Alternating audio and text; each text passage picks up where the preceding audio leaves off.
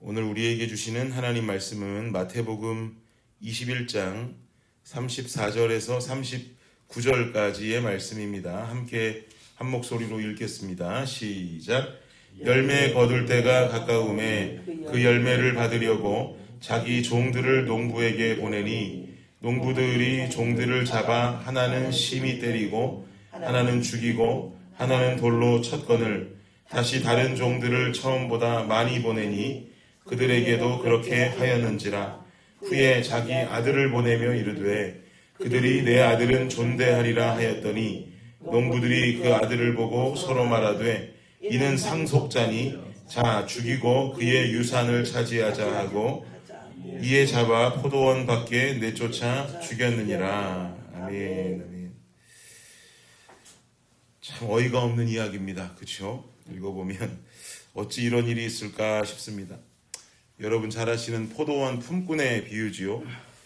어제 말씀을 통해서 우리는 당시 이스라엘의 종교 지도자들이 얼마나 하나님을 두려워할 생각은 하지 아니하고 인간의 눈만 두려워했는지에 대해서 함께 살펴봤습니다. 우리 모두는 하나님 아버지를 두려워하는 성도들이 되어야 할 줄을 믿습니다. 우리는 아버지를 두려워할 줄 알아야 돼요. 인간의 눈만 두려워할 것이라면 예수 믿는 우리가 예수 믿지 않는 사람들과 전혀 다를 바가 없는 겁니다. 똑같은 거예요. 우리에게 있어서 믿지 않는 자들과 달라야 하는 중요한 한 가지의 사실은 우리 안에 예수 그리스도께서 살아계시고 그분을 두려워하는 마음, 경외하는 마음 가지고 살아가는 것. 이것이 여러분의 신앙생활에 가장 중요한 한 부분이 되기를 주의 이름으로 축원합니다. 아멘. 오늘 본문으로 이어지는 내용의 이야기도 결국은 주인을 두려워하지 아니하는 종들의 이야기를 담고 있어요. 당시 종교 지도자들을 향한 예수님의 마음을 우리가 좀 오늘 본문을 통해 알 수가 있는데요. 얼마나 인본주의적인 사람들이었는지, 그들이 인본주의적인 모습을 가지고 살았는지, 또한 그러한 인본주의적인 모습을 보시는 예수님의 마음이 얼마나 진노하셨을지에 대해서 우리는 깨닫게 됩니다. 오늘날 교회와 성도도 인본주의적인 모습을 많이 띠면서 살아갈 수가 있습니다. 우리는 이 부분에 대해서 아주 민감하게 반응할 수 있어야 합니다. 성도가 교회의 주인 될 수 없습니다. 목사도 주인 될 수 없고요. 교회의 주인은 성도도 아니고 목사도 아니고 사실은 예수 그리스도 한 분밖에 계시지 않습니다. 우리는 교회의 주인이 아니고 우리는 뭡니까? 우린 교회예요. 우리가 교회이기에 우리 삶의 주인이 예수님이시라면 당연히 교회의 주인 또한 예수님이 되셔야 하는 것이 당연한 이야기가 될 수밖에 없는 것이죠. 블레싱 교회의 머리, 블레싱 교회의 주인은 오직 예수님 한 분이라는 것을 믿고 따르는 우리 교회 되기를 주의 이름으로 축원합니다. 오늘 본문 2절에 나오는 33절 말씀을 한번 보시면요. 33절에 말씀하기를 시작. 다른 한 비유를 들으라. 한 집주인이 포도원을 만들어 산 울타리로 두르고 거기에 즙 짜는 틀을 만들고 망대를 짓고 농부들에게 새로 주고 타국에 갔더니 집주인이 포도원을 만들었답니다. 그리고 자신이 만든 포도원에 여기가 포도원이다라고 구획만 한 게 아니라 즙 짜는 틀도 만들고 또 누가 쳐들어올까, 누가 공격할까 볼 수 있는 망대도 지었습니다. 틀을 만들고 망대를 지었다는 것은 그냥 어줍지 않은 포도원 대충 만들었다는 게 아니죠. 완전한 포도원을 만들었습니다. 농사만 지으면 되는 완전한 포도원입니다. 그리고 그 안에 농부들을 불러서 일하게 했습니다. 농부들은 이 농장에서 일하기 위해서 따로 준비할 것 특별하게 없습니다. 모든 기구를 갖추고 있고 완전히 만들어진 포도원이기 때문에 그냥 이곳에 와서 주어진 일만 하면 됩니다. 주어진 일을 하고 품삯을 받던지 열매를 내서 소출을 내어 주인께 드리고 본인들은 또 그 열매를 나누어 갔던지 여러 가지 이득만 보면 되는 일입니다. 이런 곳을 농부들에게 새로 주고 집주인은 타국으로 떠났다라고 말씀하고 있습니다. 그리고 열매 거둘 때가 되어서 그 열매를 받으려고 주인의 종들을 일하는 농부들에게 보냈다고 하는 거죠. 그런데 35절 보세요.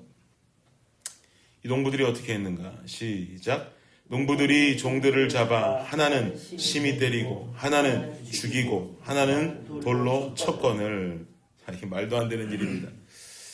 종들을 잡아서 하나는 심히 때리고 하나는 죽이고 하나는 돌로 쳤다. 뭐 죽이려면 다 죽이지 뭐 하나는 때리고 하나는 죽이고 하나는 돌로 치고 아주 끔찍한 처사가 지금 벌어졌습니다. 포도원의 모든 것을 맡기고 떠났건만 그 주인의 은혜는 전혀 알지 모르고 오히려 열매 받으려고 온 종들을 때리고 죽이고 돌로 치는 그야말로 아주 끔찍한 일들을 자행합니다. 그러나 주인은 이 소식을 듣고도 이 농부들의 행동에 다시 한번 또 다른 종들을 보냈다 이 말이죠. 화가 날 만도 한데 또 다른 종들을 보냈다고 하는 것은 그들에게 한 번 더 기회를 준 것이겠죠.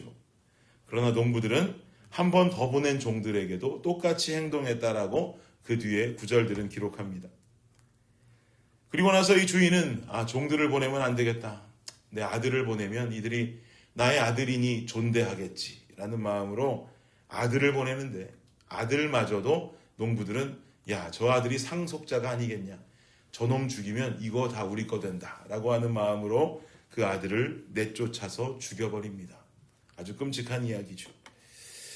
이 비유는 당시의 종교 지도자들의 부족한 모습을 비판하고 있는 내용입니다. 여기서 나오는 농부들이라 하면 종교 지도자들을 말하는 것이겠죠. 주인이 보낸 종들은 구약에 나오는 예수 그리스도를 예언했던 선지자들을 말할 것이고 또 주인이 보낸 종들 두 번째 종은 아마도 세례 요한을 말할 것이고 결국 아들을 보내면 이들이 존대하겠지라는 마음으로 보낸 그 아들은 바로 이 말씀을 전하고 있는 예수님을 가리키는 것입니다. 하나님께서 보낸 종들과 아들을 죽이고 마는 종교 지도자들의 잘못된 모습을 꼬집고 있는 것이죠. 그리고 예수님은 본인도 곧 죽게 될 것이라고 하는 십자가의 죽음 또한 미리 예표하고 있는 것이라고 볼 수 있습니다. 사랑하는 여러분, 우리는 오늘 말씀을 묵상하면서 이런 생각해 보길 원합니다. 예수님은 과거 이스라엘 땅에만 오신 존재가 아니라는 것입니다. 예수님은 오늘도 살아계시고 오늘도 살아 역사하시고 그리고 오늘도 성실하게 우리 삶에 변함없이 찾아오시는 하나님의 아들인 줄을 믿으시기 바랍니다. 또한 성령의 존재는 우리 안에 내주하고 계시고 끊임없이 나와 함께 소통하기를 원하십니다.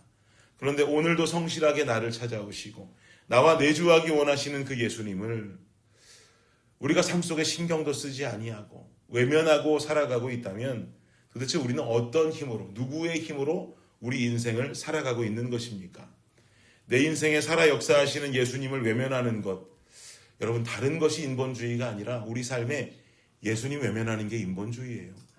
예수님 외면하면 내 맘대로 사는 것 아니겠습니까? 인간 뜻대로 살아가고 인간의 힘대로 살아가니 당연히 예수님 외면하는 것, 이게 인본주의라고 볼 수 있죠. 이렇게 살아가면 당시 종교 지도자들의 모습이 끔찍하다 말하고 참 무식하다 말할 수 있지만 우리가 예수님 외면하고 예수님 없이 살아가는 삶을 끊임없이 살게 된다면 우리 모습도 이와 다를 것이 없다는 것입니다. 오늘 여러분의 하루 속에 기쁨의 순간이 주어진다면 주님 앞에 고백하길 원합니다. 주님 감사합니다.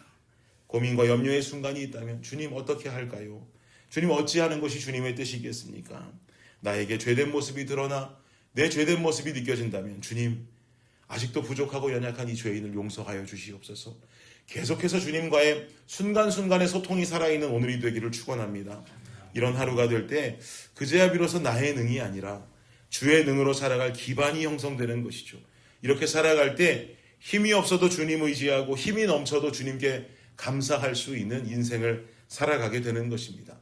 이 삶이야말로 하루를 살아가며 주님을 외면하지 않으려고 하는 우리의 몸부림이 될 것이고 또한 주님을 외면하지 않는 몸부림으로 주님과 소통하고 주님께 기도하는 삶이 끊임없이 연결되어질 때 말씀이 살아있고 기도가 살아있고 주님과의 대화가 살아있는 삶의 순간순간들이 연결되어질 때 이 인생이야말로 주님 중심된 신본주의적인 삶의 모습이다라고 우리는 볼 수가 있겠습니다.